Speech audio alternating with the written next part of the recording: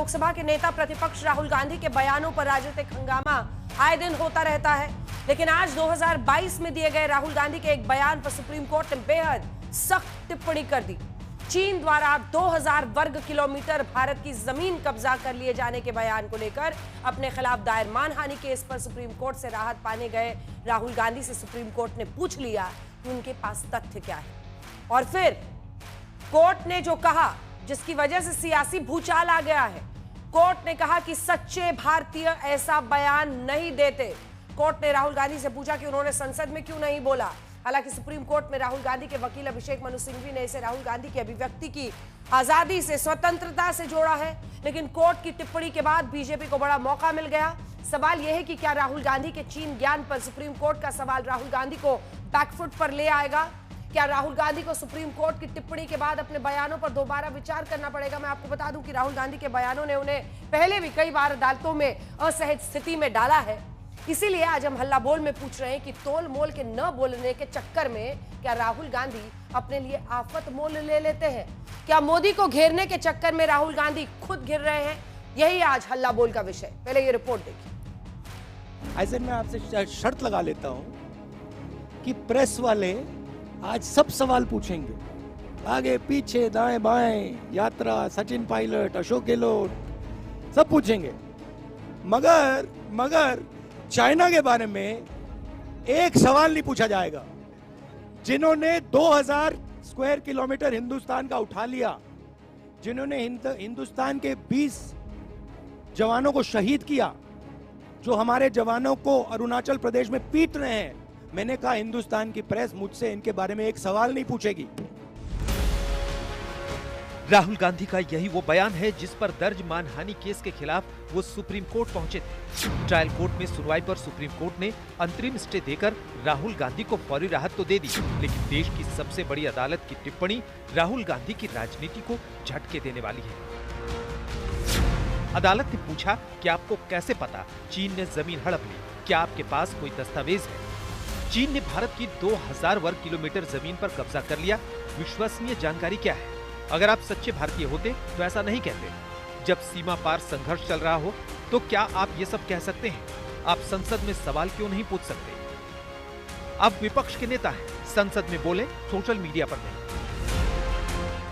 इस तरीके से बात नहीं करना चाहिए जिससे हमारा देश के मनोबल को नीचे गिरा देते हैं और हमारा देश का छवि का नुकसान होते हैं। ऐसा काम नहीं करेंगे। 2000 वर्ग किलोमीटर कब्जा कर दिया बिना तर्क कहने से। हम लोगों ने तो बार बार राहुल गांधी जी को कहा कि बिना तर्क के देश के खिलाफ बात मत करो, हमारा तो सुनता नहीं हुआ। इसलिए आज सुप्रीम कोर्ट ने जो फटकार लगाया, अब तो चुप होना चाहिए। राहुल गांधी ने चीन पर ऐसा बयान तब दिया था जब वो अपनी भारत जोड़ो यात्रा के तहत 2024 का चुनावी नैरेटिव सेट करने में जुटे थे। आज जब सुप्रीम कोर्ट ने राहुल गांधी के बयान को लेकर कड़ी टिप्पणी की तो उनके वकील अभिषेक मनु सिंघवी की दलील थी, राहुल गांधी ने गलवान झड़प के बाद ऐसा बयान दिया और पत्रकार ने सवाल पूछा तो कहा। लेकिन तथ्य ये है कि गलवान झड़प 15 जून 2020 को हुई थी और राहुल का बयान 16 दिसंबर 2022 को आया। और ये बयान तो राहुल ने कह कर दिया कि पत्रकार उनसे चीन पर सवाल नहीं पूछते। राहुल के वकील ने यह भी कहा कि सवाल सिर्फ संसद में पूछने के लिए चुनाव नहीं लड़ा, संविधान मुझे सवाल पूछने की इजाजत देता है। As the leader of opposition, it's Rahul Gandhi's right to raise these issues. So I'm a bit surprised that the Supreme Court has said that you can't raise these issues unless you have documentary proof. And the only people who can have documentary proof is the government, because they have the luxury of the bureaucracy.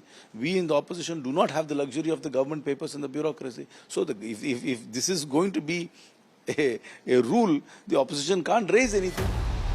इस बीच एक तथ्य ये भी है कि राहुल गांधी चीन के कब्जे में भारत की जमीनें होने के और भी दावे कर चुके हैं जिनका कोई ठोस आधार नहीं है। Prime Minister has denied it. The Prime Minister has denied it, and the army has disagreed with the Prime Minister that China is sitting on 4,000 square kilometers of our land, of our territory.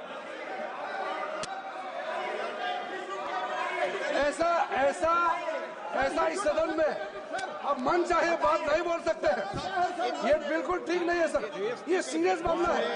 आप foreign policy पे, border issue पर आप अपना कैसे मजाक बात कर सकते? राहुल की कोशिश यही है कि वो किसी न किसी तरह चीन पर नरेंद्र मोदी को घेरें। ऑपरेशन सिंदूर की संसद के बहस के दौरान भी यही हुआ था, जिसका जवाब विदेश मंत्री एस जयशंकर ने दिया। There are China gurus now. One sir is honorable member sitting across me. Whose affection for China is so great, sir. उन्होंने एक संधि बना ली थी चाइना और इंडिया की, चिंडिया।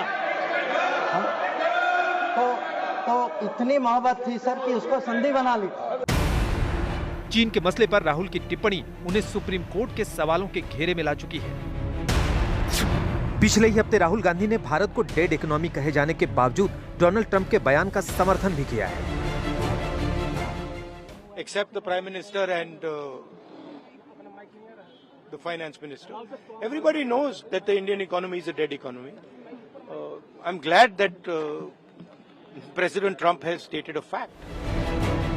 इसी हफ्ते 2020 के कृषि कानूनों के मसले पर पूर्व वित्त मंत्री अरुण जेटली द्वारा धमकी देने के राहुल गांधी के बयान का फैक्ट चेक अरुण जेटली के बेटे रोहन कर चुके हैं।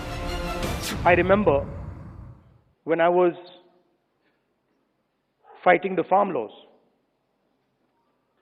and he's not here anymore, so really I shouldn't say it, but I will. And Arun Jaitley ji was sent to me to threaten me, and he said, you know, if you carry on down this path, opposing the government, fighting us on the farm laws, we will have to act against you. वो जिस विषय के बारे में कह रहे हैं, वो विषय उनका देहांत होने के बाद आया था। उनका देहांत अगस्त 2019 में हुआ था। उससे चंद महीने पहले से वो बीमार रह रहे थे। और कहना कि भाई उन्होंने मिलके मेरे को धमकाया, ये बिल्कुल ही एक झूठ है। राहुल गांधी पहले अपने कई बयानों पर राजनीति से लेकर कानून की चौखट पर फंस चुके हैं। सवाल ये है कि क्या नेता प्रतिपक्ष राहुल गांधी के बयान तोल मोल के नहीं होते, या सिक्के का दूसरा पहलू भी है। आज तक